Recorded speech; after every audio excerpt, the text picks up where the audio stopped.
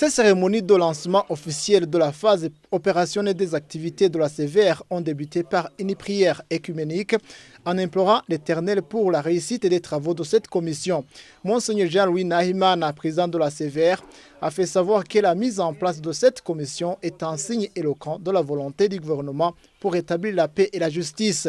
La cérémonie d'aujourd'hui constitue donc un moment très important dans la vie de notre pays, parce qu'elle marque un pas de plus vers la recherche de la stabilité de notre chère patrie, gage d'un développement intégral pour les frères et sœurs d'une même nation. Comme nous dit la Bible, c'est la vérité qui nous rendra libres.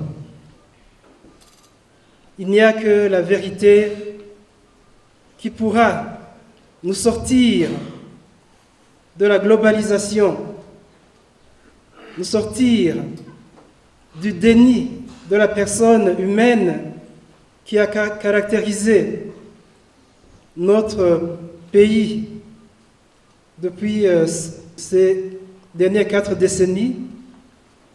Il n'y a que la vérité qui va panser nos plaies et préparer notre jeunesse à faire face à la désinformation, mais surtout aux rumeurs de toutes sortes qui la déroutent.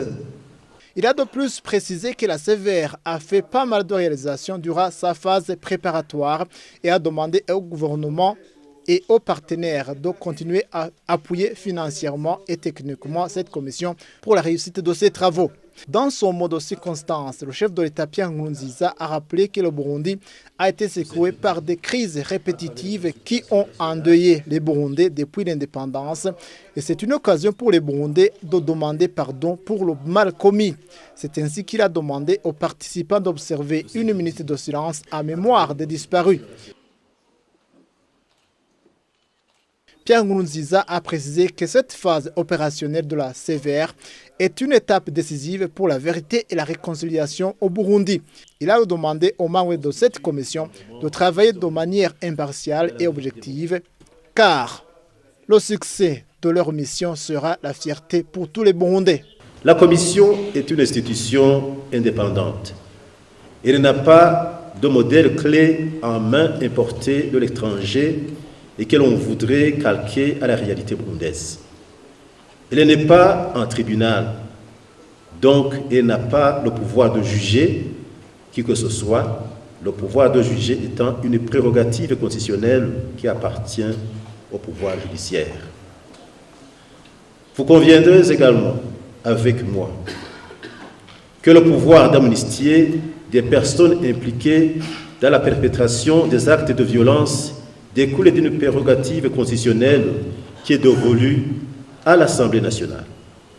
Seule institution parlementaire a le pouvoir de voter souverainement une loi d'amnistie. Quant à la commission Vérité et Réconciliation, elle dispose de pouvoirs larges et étendus, clairement spécifiés par la loi. Elle est investie par la nation d'une vaste et ambitieuse mission. Elle doit, au regard de ces multiples enjeux, se prémunir de tout échec. Elle doit être un outil opérationnel efficace et crédible.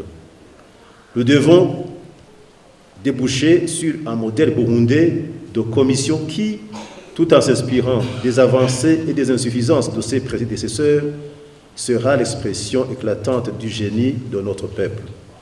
Le chef de l'État a réaffirmé l'engagement du gouvernement à soutenir le travail de cette commission. Rappelons que la CVR a été mise sur pied en 2014 avec mission d'enquêter, établir la vérité sur les violations graves des droits de l'homme et du droit international humanitaire commises durant la période allant de la date de l'indépendance jusqu'en 2008, date de la fin de la belligérance.